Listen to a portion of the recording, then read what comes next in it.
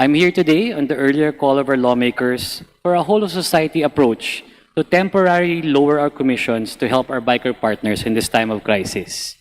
The answer is yes, we will.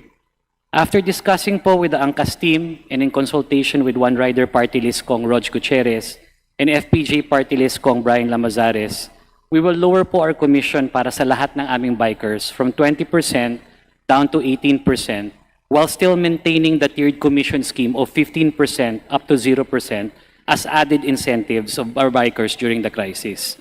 On top of this po, meron po tayong gas and food vouchers as well as additional discounts with gas station partners. Sir, please note lang po, Mr. Chair, this tiered commission scheme was done in consultation with our bikers. Like all things po in our government, like our own government, resources are limited. And we did this scheme po in order to prioritize those people that depend on our platform as their primary livelihood. I have been fighting po, Mr. Chair, for this sector for more than 9 years now. For the first 3 years, we have been shut down every year then. The pilot study was granted June 2019, because of efforts from the House of Representatives, thank you po, and the Senate. A few months later po, unfortunately, the pandemic hit, and transportation was halted for 2 years.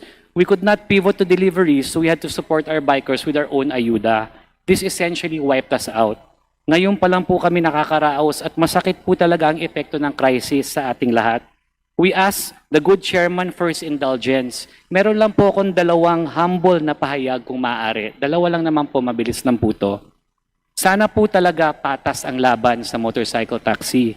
At yung mga platform na paulit-ulit na nag-violate ay masiayos. Kawawa naman po kami na nagko-comply.